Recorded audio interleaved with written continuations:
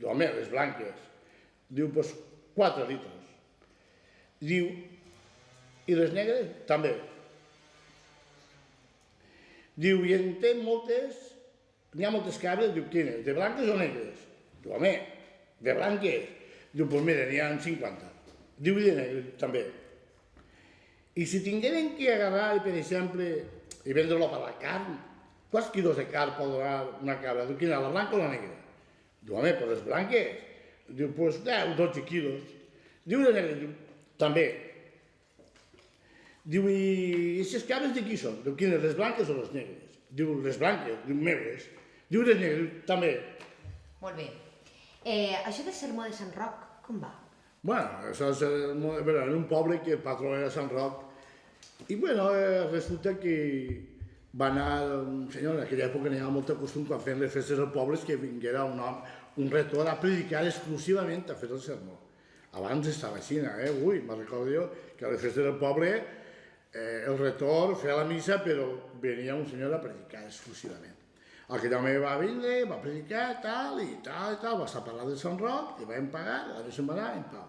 L'any següent ve un altre i es comença a predicar, tal, i quan van a pagar li diu, prenga, una peseta.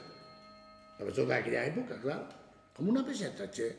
Vindre jo des de 70 quilòmetres així a predicar a Sant Roc i vostè em dona una peseta. Diu, clar, 2 mesos a nombrar Sant Roc una vegada. I així el que volen és algo que li sona a Sant Roc, el que siga, però si no diu res de Sant Roc, no cobra.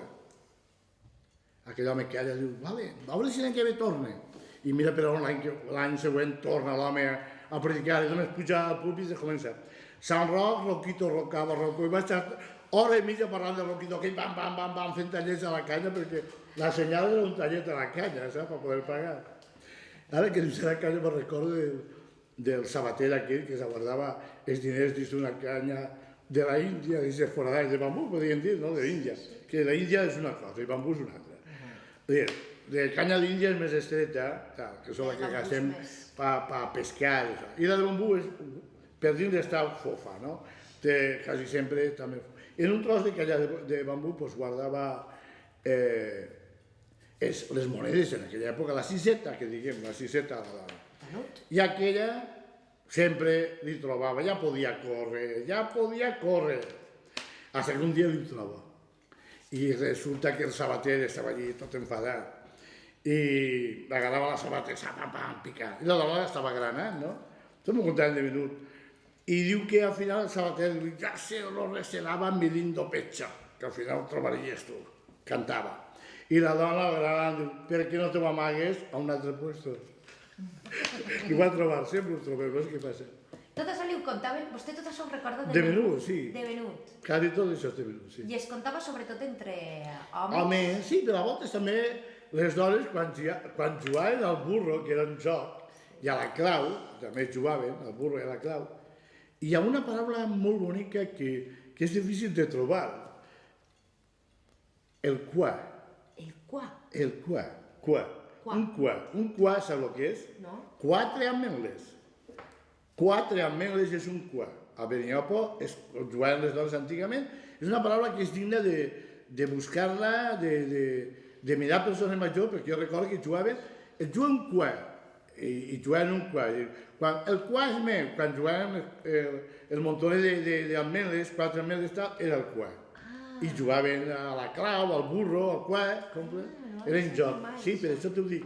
Un qua. I parlant, mira, vaig dir una altra paraula que m'ha fet memòria, també que potser és un poc usada, no? Poc usada i molt nostra. Sempre s'ha contat, per exemple, quan uno, per exemple, el conte un acudit i després ja la paraula eixirà millor. Per exemple, recorda que un xic, en aquella època, mare meva, no hi havia quasi les carreteres molt de poble a poble, i cotxes, ni pensar-ho. Alguna bicicleteta i alguna cosa així, però res més.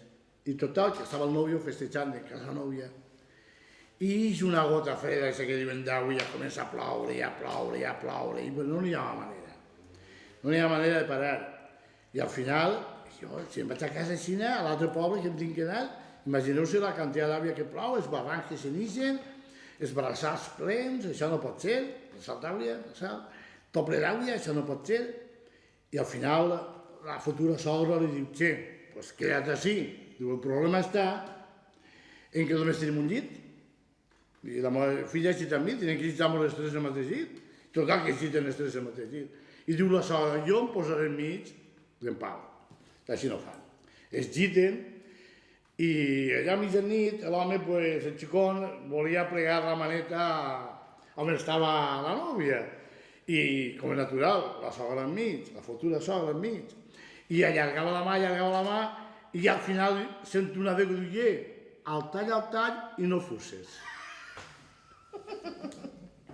I fussar és una paraula que sí s'utilitza molt. Per exemple, quan estàs menjant una paella i no menges, ja saps que tens el costum de menjar tots en la mateixa paella, això del platet ha vingut després, almenys a mi m'agrada menjar la paella.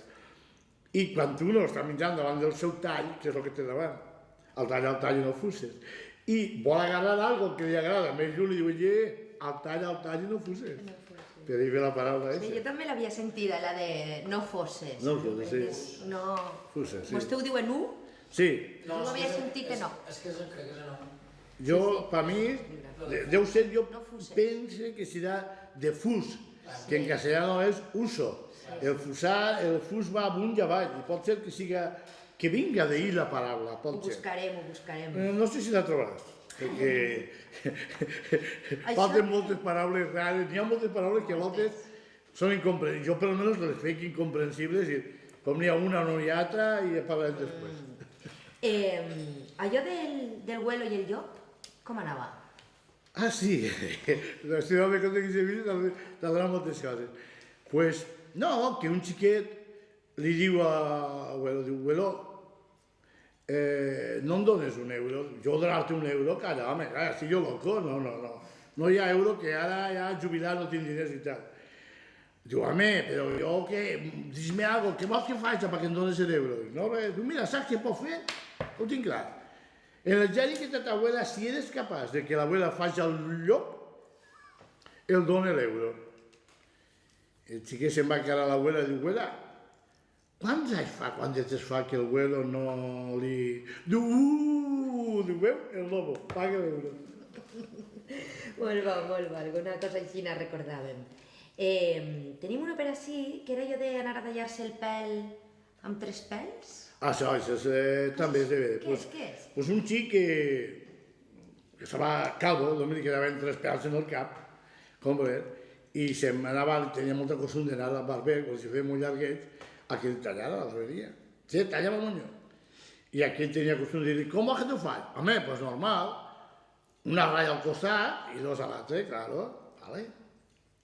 Mira, per on, al cap d'un temps, li cau un pèl, li cau un cabell, pèl, li cau i se'n queden 2 només, i el barber, que era cachondo, li diu, i ara com el faig el monyo, ara com el faig el monyo? Què?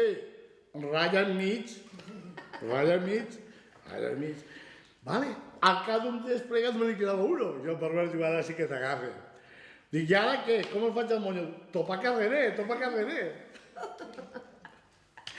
D'on nix això, Juan? Pues, conta la gent, per res anar tots ells així, de Però no són moderns, no? Són de l'època pot de ser sus que sigui, pares, no ho sé, són molts, és que molts moderns estan tres d'abans, alguns són d'ara, per exemple, i sé que era tan tacany, bueno, el conte de Català, els pobres xics, que eren molt tacany, no saps aquell que va declarar un rob fa poc, ara.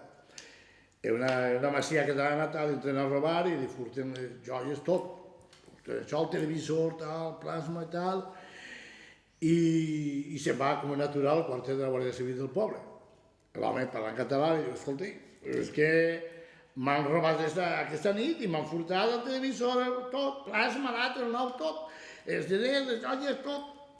Diu, i no acabant de això, han abusat de la meva dona, han abusat de la meva filla i han abusat de mi. Y digo el guardia civil, bueno, eso quiere decir un robo y violación masiva. Digo, si es masiva, robo només i prou.